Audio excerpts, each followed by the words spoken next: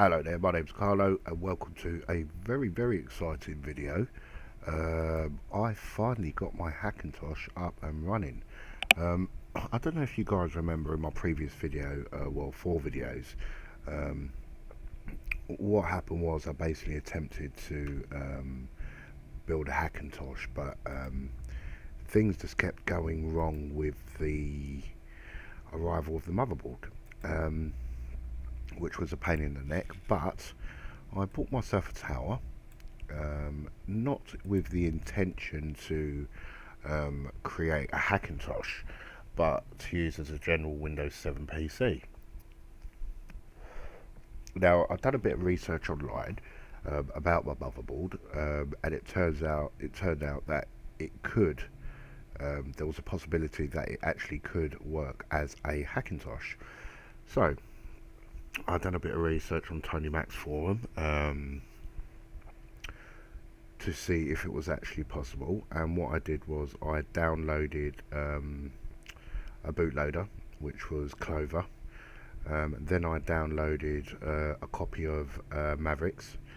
I put it all together and I booted it up from the USB stick, and lo and behold, it started installing. I had to pick, from the bootloader what I wanted to do. But yeah, I mean, it is installed without a hiccup, guys. I'm absolutely over the moon.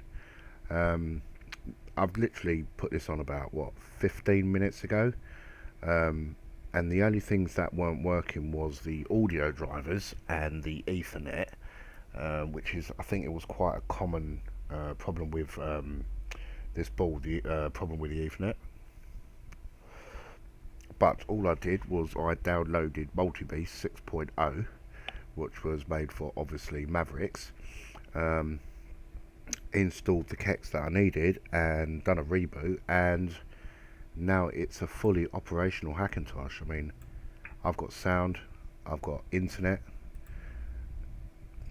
as you can see. I mean, this is the board, this is the model of the board. It's the G41 M7-M7 motherboard. It is a 775 socket board. These are a few pictures of it here. It's a 775 socket. At the moment I've got a quad-core Intel processor. I'll just show the specs now about this Mac. So we've got 10.9. It's a 2.4 gigahertz quad-core Intel Exxon. It's 4 gigs of RAM, which I intend to upgrade sometime next week. It's showing it as a mid 2007 iMac, which I'm pretty confused about, seeing as this will smash that right out the water.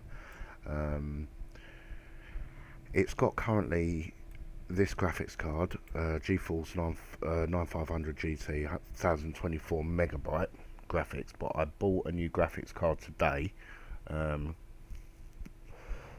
bought a 2 gigabyte Radeon HD 6570, which is meant to work straight out the box, no problems. I don't really want any problems with this build, to be perfectly honest. It will drive me up the bloody wall. I want it to be run as quick as possible and be as simple to use as possible. But the card that's actually in here picked it up straight away, which is fantastic. Where are we? The graphics here. So here we go. NVIDIA. It's a Zotac. It's not a bad card, but it's not great in many terms. It's only a cheap card. The card I bought today is quite a good card. It's a lot more powerful than this one.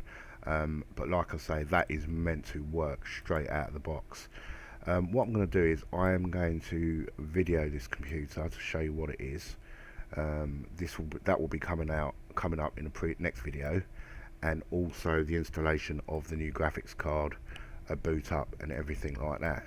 Now, the reason why I never did a full video showing you the tower and everything is that there's so many of them about. It's unreal.